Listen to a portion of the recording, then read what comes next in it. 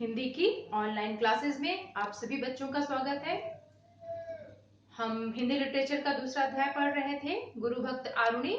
और कहानी में अब तक हमने जाना था कि गुरु जी के पर्जन्य यज्ञ करने के पश्चात बहुत ही अच्छी वर्षा हुई और खेत भी पानी से भर गए थे। सभी प्रसन्न थे और ऐसी स्थिति में गुरु जी को ध्यान आया कि खेत में पानी भर गया होगा और कहीं वह पानी मेड़ तोड़कर बाहर न निकल जाए। इसी चिंता में वे सोच रहे थे कि किसे भेजें। तो आगे की कहानी पढ़ते हैं। उनकी दृष्टि यज्ञ स्थल की ओर गई। देखा एक बालक वहां की सफाई कर रहा है। अरे आरुणि, तुम? हाँ गुरुदेव। वत्स, तुम यहाँ क्या कर रहे हो? गुरुदेव, सब शिष्य पानी के डर से अपनी अपनी कुटिया में चले गए। मैं यहाँ यज्ञ पात्र और सामग्री समेट रहा हूँ। बेटा आरुणि, इस समय तुम्हें एक महत्वपूर्ण कार्य करना है। बड़े भाग्य से आज वर्षा हो रही है। धान के खेत में अच्छा पानी भर गया होगा। देखो पानी कहीं मेड़ तोड़कर बाहर न निकल जाए। तुम शीघ्र ही खेत पर जाओ, विलंब न करो बेटा। अच्छा गुरुदेव। आरुणि खेत की ओर चल पड़ा। उसका अंग अंग रोमांचित हो उठा। आज गुरुजी ने उसे एक महत्वपूर्ण कार्य सौंपा था। वह शीघ्रता से पैर बढ़ाता हुआ आगे बढ़ रहा था। आरुणि खेत पर पहुंच गया। चारों ओर पानी ही पानी था। पूरा खेत लबालब भर गया था। उसने पूरे खेत का निरीक्षण किया और अचानक एक जगह जाकर वह रुक गया। अरे, इस स्थान पर तो मेड़ टूटी हुई है और पानी तेजी से निकल रहा है। यदि इसे नहीं रोका गया तो मेड़ और टूट जाएगी तथा खेत का पूरा पानी बाहर निकल जाएगा। मैं पांचाल देश का बालक हूँ, पानी का महत्व जानता हूँ, कृषि का महत्व समझता हूँ। मेरे होते खेत को कोई हानि नहीं हो सकती।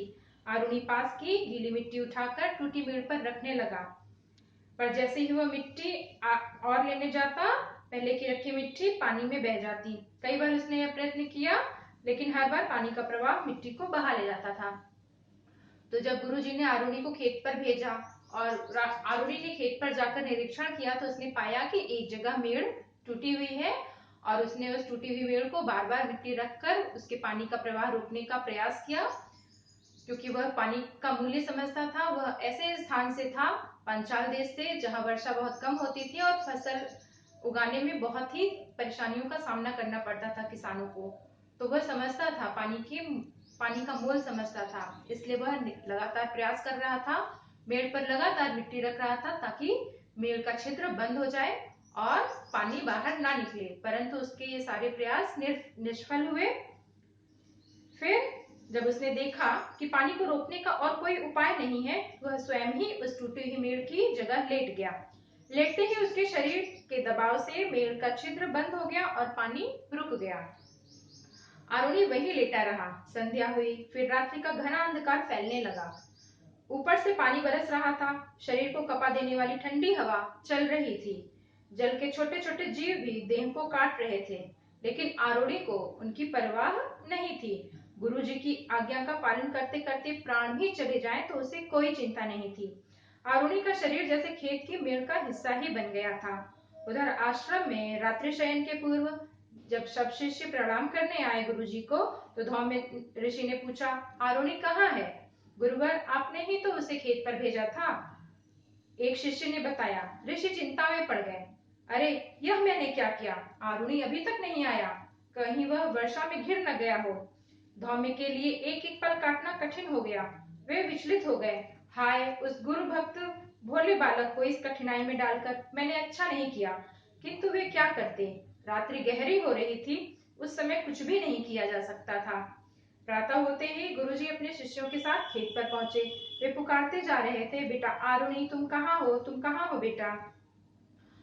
तो जब लगातार प्रयास के बावजूद मिट्टी का मेड़ का छेद नहीं बंद हुआ, तो आरुणि स्वयं ही वहां लेट गया और उसके लेटने के बाद उसके दबाव से पानी तो रुक गया, परंतु जल में के जो कीड़े थे, खेत में जो पानी भर गया था उसमें जो कीड़े थे, वे उसे निरंतर काट रहे थे। और ठंडे जल में लेटे रहने के कारण और ठंडी हवा चलने के कारण उसका शरीर अकड़ने लगा था और बारिश अभी भी लगातार हो रही थी। फिर भी उसे अपने प्राणों की चिंता नहीं थी। उसे सिर्फ अपने गुरु की आज्ञा का स्मरण था कि उसे हर हालत में अपने गुरु की आज्ञा का पालन करना है।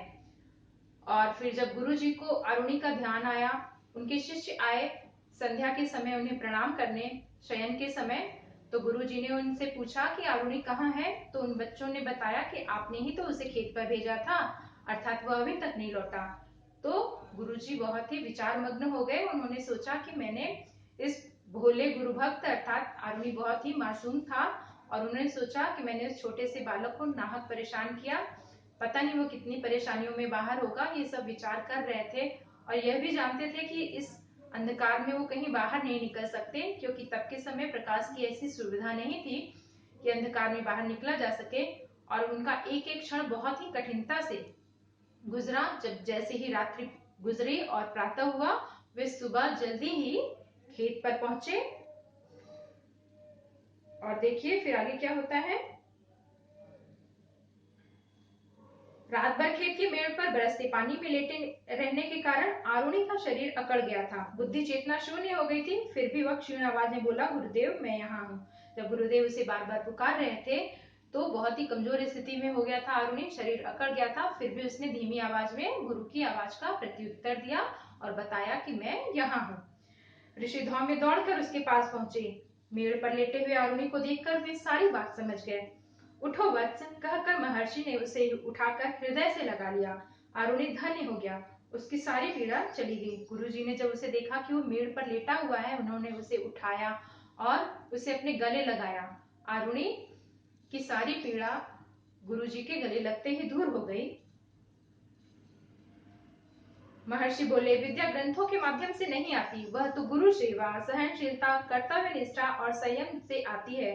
तो गुरुजी बता रहे थे कि विद्या किताबों से नहीं आती है, इस जीवन से आती है, हमारे संस्कार से आती है, गुरु की सेवा से आती है, सहनशीलता से आती है और धैर्य से। जिस प्रकार से आरुणि ने पूरी सहनशीलता और धैर्य से इस परिस्थिति का सामना किया, तो वे बताना चाह रहे हो कि हाँ, ऐसे विद्या आती है, ना कि किताबों को सिर्फ पुस्तकों को पढ़ने से विद्या आती है।